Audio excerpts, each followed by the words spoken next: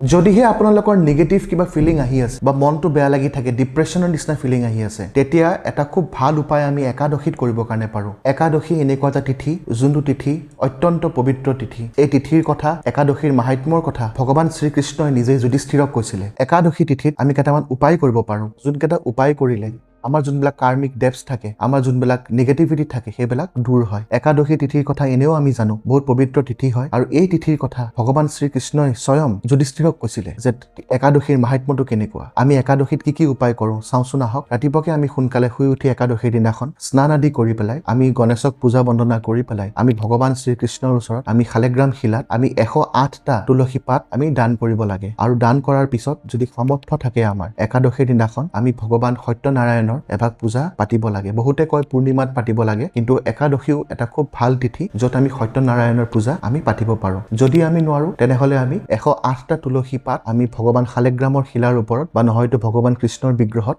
আমি দান কৰিব লাগে। দান কৰি পেলাই গোটেই দিনটো আমি ফাষ্টিং কৰিব লাগে, গোটেই দিনটো আমি উপবাসে থাকিব লাগে। উপবাসে থকাটো এইটো নহয় যে বোলে আমি নিজকে কষ্ট দি আছোঁ। আমাৰ যোনবিলাক কাৰ্মিক ডেপছ আছে বা যোনবিলাক আমাৰ ভুলতে কৰ্ম কিছুমান হৈ গৈছে, সেইবিলাকৰ পৰা আমি হাত সাৰিবৰ কাৰণে, সেইবিলাকৰ পৰা আমি বাচিবৰ কাৰণে আমি এই উপবাসটো আচলতে একাদশীৰ দিনাখন কৰোঁ। আৰু একাদশীৰ যোনখিনি উপবাস থাকে, সেই উপবাস কৰিলে ভগৱান কৃষ্ণই নিজে যুধিষ্ঠিৰক কৈছে যে মানুহে বৈকুণ্ঠ প্ৰাপ্তি কৰিবৰ কাৰণে পাৰে। সেইকাৰণে একাদশীৰ দিনাখন আপোনালোকে ৰাতিপুৱাৰ পৰা আবেলি সূৰ্য অস্তলৈকে ফাষ্টিং কৰিব লাগে, বা কিছুমানে 24 ঘণ্টাও ফাষ্টিং কৰে তিথিৰ পৰা তিথিলৈকে। আপোনালোকে নিৰ্জল ফাষ্টিং কৰিব পাৰে বা আপোনালোকে ফল মূল লৈ পেলাই ফাষ্টিং কৰিবৰ কাৰণে পাৰে। ঠিক আছে, চ' এইটোৱে হ'ল একাদশীৰ ব্ৰতৰ কথা। তাৰপিছত আমি সন্ধিয়া সময়ত, একাদশীৰ দিনাখন আমি সন্ধিয়া সময়ত আমি কিছুমান দুখীয়া মানুহক বা আমি কিছুমান যোনবিলাক মানুহৰ ধৰি লওক হাত ভৰি নাই, বা যোনবিলাক মানুহ ধৰি লওক সক্ষম নহয় নিজেই, বা বিশেষভাৱে যোনবিলাক সক্ষম থাকে মানুহ, সিহঁতক আচলতে আমি অলপমান সহায় কৰিব লাগে। আমি তেওঁলোকক হয়তো চাউল দান কৰিব লাগে, বা হয়তো আমি মিঠা পায়স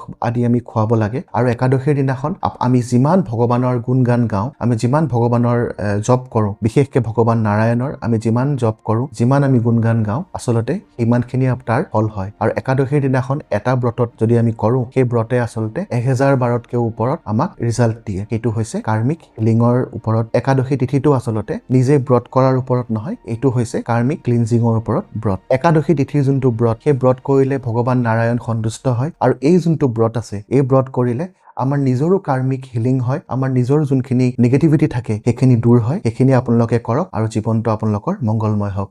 জয় মা কামাখ্যা।